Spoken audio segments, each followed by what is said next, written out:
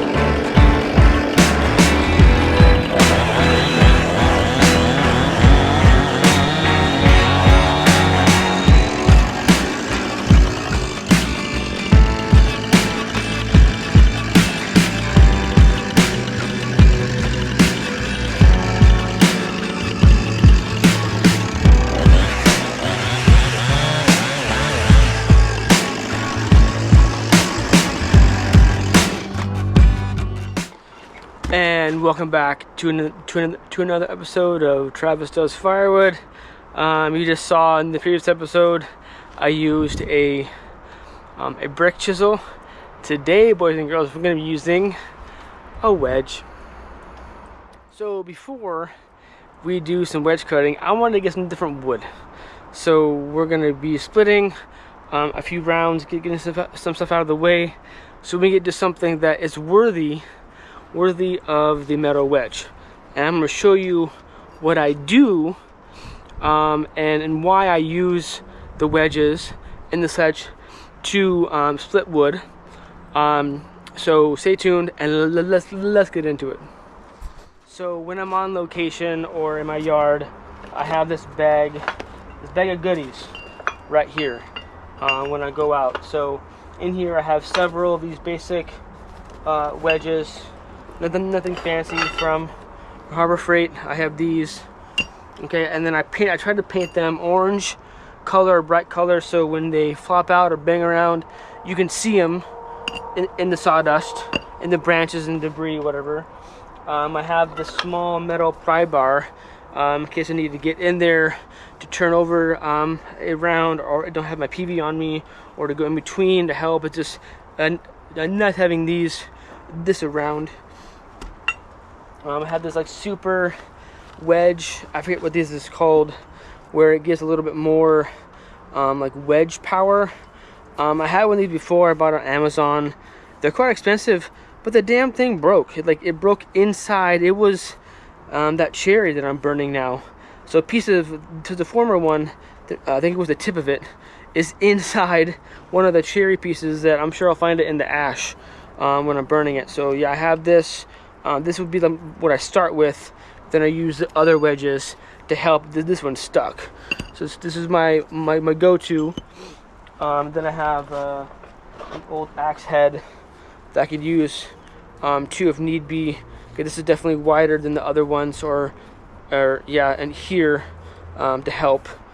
It's fairly sharp too, so I have the axe head just in case. And then I have at least one plastic wedge that I use if I'm in there with my chainsaw. You don't want to use metal wedges when you're using your chainsaw. And that's, I mean, I have a screwdriver in here, and a measuring tape just in case. And oh yeah, this is the broken one. Yeah, this is the other. I think this is Harbor Freight. Maybe I misspoke. This is Harbor Freight 2. We have this like all-around wedge to it, and definitely I beat the crap out of this thing. Look at how the top of it is all mangled. But yeah, I broke out the tip in that cherry that I was preparing a while ago. So I guess these are good until they break. So that's my bag of tricks. So I use the wedge when I have a big Mamma Jamma round. I don't know if you see that or not. Can you see this? There we go. Let's pan down a little bit. Let's squat for a second. Old knees. So when I have a round like this that I can't or don't want to lift up on my splitter, and yes, I'm getting more into using my axe, which is great, but if I want to just get this done and get the size splits that I want, I want to get this into at least halves. Probably quarters would be best. So yeah, let me just demonstrate how I do it. So to take rounds and make them smaller so you can lift them up into your truck or trailer or on the table for splitting is something that's not necessarily new thing, but I think it makes sense and it saves your body. So that's the round.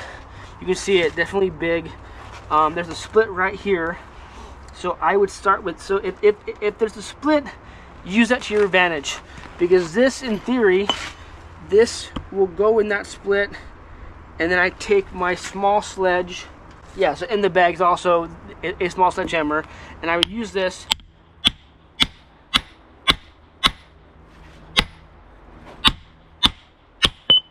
to start it in that crack. It's a crack right down the middle. You can't see it, but it's there. Come on.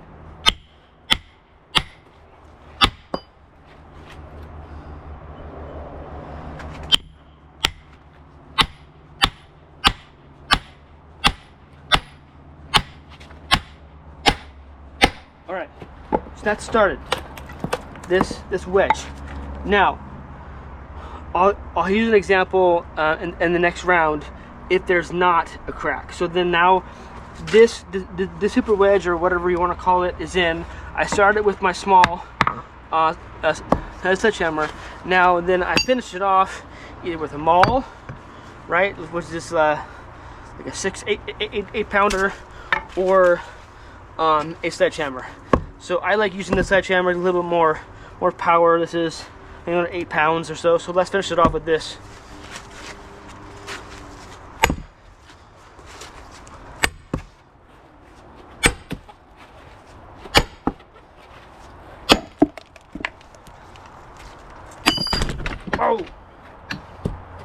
Oh, I got you. You okay? Are you okay? Whoa, the round got you. Ooh, I'm glad you're safe. Okay, so let's bring you up a little bit. All right, so that worked pretty well. The crack was already started. It went down the middle, just a few love taps from the sledgehammer, and it split in two, so it's a half. So now I want to get these quartered. So half again, so it's easier for me to lift up onto the splitter. Now I can use my axe. This is pretty straight grain wood, pretty clear. Now what I'm trying to do now is, there's no crack on here at all, I'm gonna try to use the same thing down the middle with my super wedge, whatever you want to call it, and I'll try, no, you know what I'll do? Here, let me, hang on a second. Let's backtrack for a second.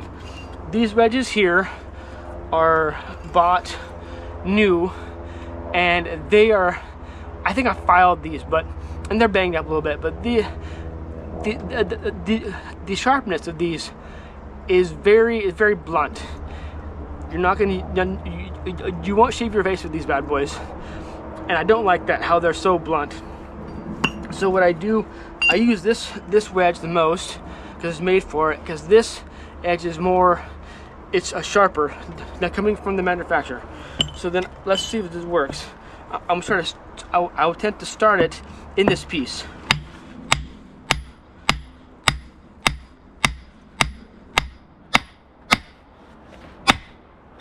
Oh, see, we'll bounce off sometimes.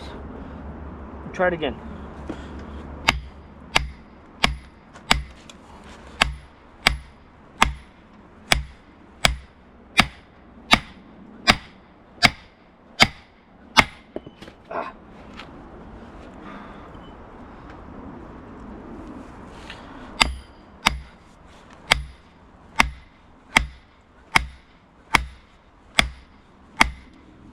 Okay, now this is in here, and now you can maybe see it. There's a crack right here and a crack on the other side. So let's finish it off with the big sledgehammer here.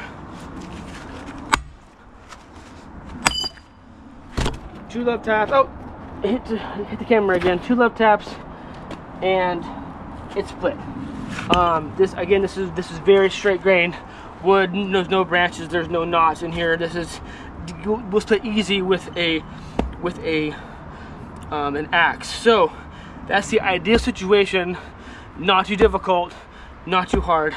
But what I want to demonstrate, let's go to this piece, and we'll use the duller wedge.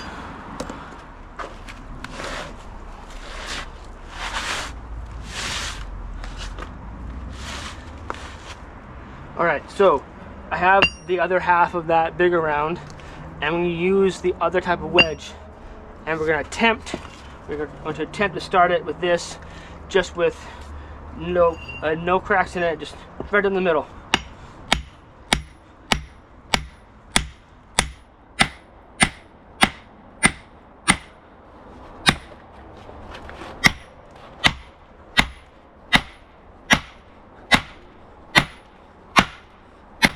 cracking. Right there, cracking. And right behind it. Finish her off. Finish her off. Nice. 2 hits. And this is where my metal bar comes in. Just gonna put in there and pry off each other, the bark, and then we have our quarters. So there we go. So let me sit down for a second. This wood is definitely, I think we're dealing with pine or spruce. I forget what the arborist told me what it was. Definitely all softwoods, and that's fine. And I chose this round more or less so it would not be all full of knots on purpose. So this is good. But I've noticed, and especially in like a really fresh cut logs or rounds, or like harder rounds, it's really hard to get these wedges started. It's really hard to get these started, and you try to hold it with, you hold one wedge in one hand, and you have your small sledge or your maul or your whatever in the other hand, and you're kind of tapping it, the little tap-roo, and it's not going in, or it's bouncing out, and you're getting frustrated. So let's demonstrate what I do in that circumstance. Sometimes I just don't even bypass starting it from scratch. I have another method. It takes a little more time, perhaps, especially in a harder wood. But in terms of it not bouncing off and not starting, I think it's worth the time.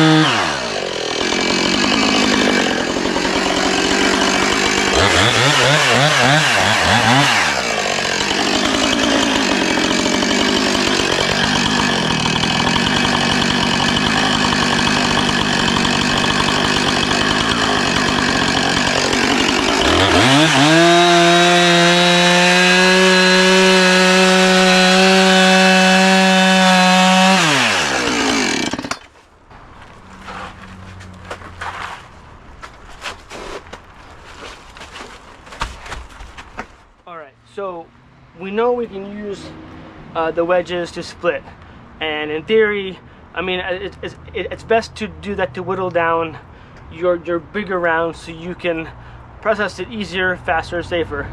Yes, in theory, you could probably use that same tool to split all of it, and again, kind of with the chimney, or the brick chisel, it'll be the same process more or less.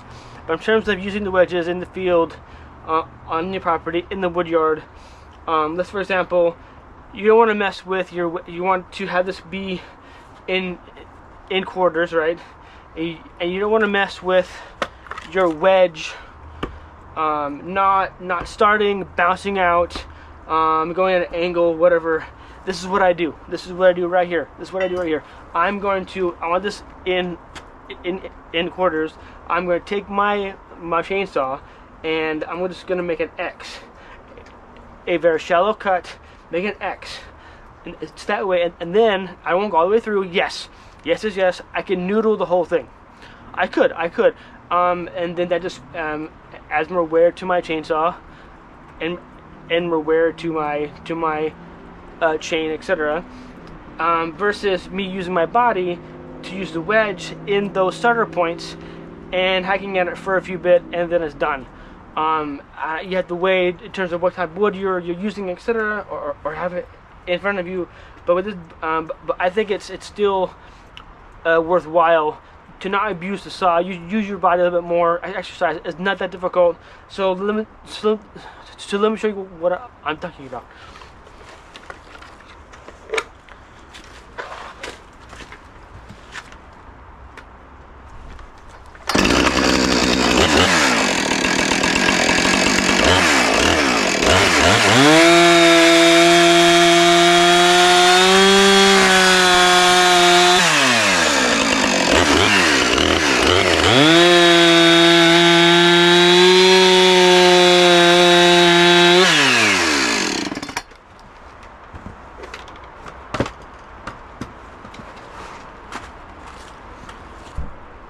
Alright, now I have this X. You see this X in here? Yeah, you can see it? Okay, so now we're going to take the wedge, and let's say we want to take these two halves and have them be apart, right? So we're going to take, use the wedge in the already cut portion.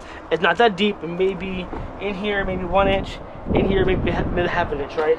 So use this, start it, it's in there, use the sledgehammer.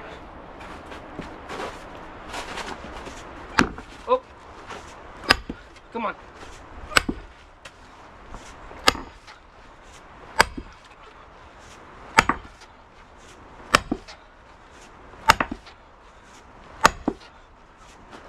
Okay, that was almost in there. This is why it's when you're in the field, it's important to have more than one wedge. So we're gonna use the other one in the other side. Start it. There we go. Now we're cracking. Now we're cracking. Then we take our middle bar, take this out so we don't lose it, put it aside, middle bar, and kind of pry it open like that. Alright, so then, okay, now we got two. And we got two pieces here. There we go. And then take the other sledge and knock this to the side and take us out. And now we do the same thing. Can you see me okay still? Can you see me? Yeah, we're over here. Take this one, same thing. Start it. Make sure it's in there, it's in solid. Take your sledgehammer, your maul, whatever you want to use. Oh, come on. Same thing. 2 hits. Done. Find the wedge again. Now, I like starting them, personally. So, set it. Get it in there. Take a bigger sledge. More power. 1 hit. Done. Done. There you go. So that's how I quarter or have big rounds. Different ways to split firewood using a wedge and a sledgehammer, maul, whatever you want to use, whatever you want to call it. But I think that is useful. Using the chainsaw, useful. Using the chainsaw and the wedge, make your X. Not very shallow, not very deep, but very shallow. I have gone in as deep as the depth of the whole bar if it's a really dense hardwood, to make sure that these wedges can set in there, so I can get in there and have a heavy split. So again, I could use the saw to noodle. I could, and you all could do that too. But I prefer to and I think it's over the wash in terms of time. I think it may be faster to use the wedges, but yes, it does take a little bit more exertion on your body, and you don't want to overly tax it, right? So that's just how I do it. It seems to work for me. Just an idea. So yeah, another different ways to split firewood using a wedge and a chainsaw. So that's it for today, folks. I hope that was informative, entertaining, and I mean, you had to see me back in the wood yard cutting and splitting. I haven't done that for a while. It's kind of nice. It is nice to get out there and get some work done, you know. So I think the wood, again, I think that what we were talking about, or what we're using here, I think this is pine or spruce. So definitely smells like Christmas right now. Wood's a very good smell. But I hope that made sense. Let me know if you have any questions, comments using the wedges and the chainsaw. So stay safe and keep cutting, and I'll see you next time. Cheers.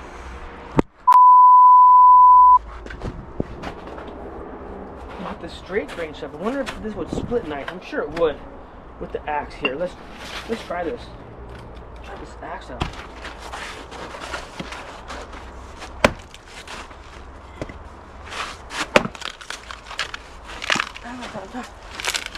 Not at all. Come on. Stringy. Stringy. Nice.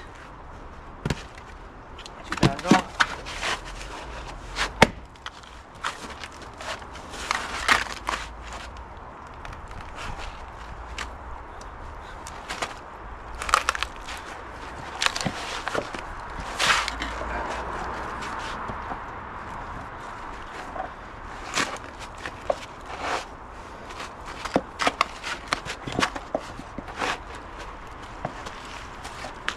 Leave it for now. Ah! This bark is holding me up. Stupid.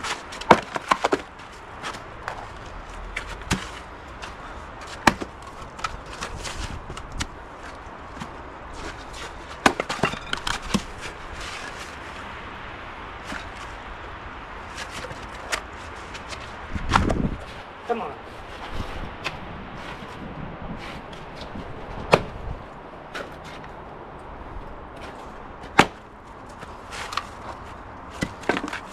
Nice. That wasn't too bad at all. Not too bad at all.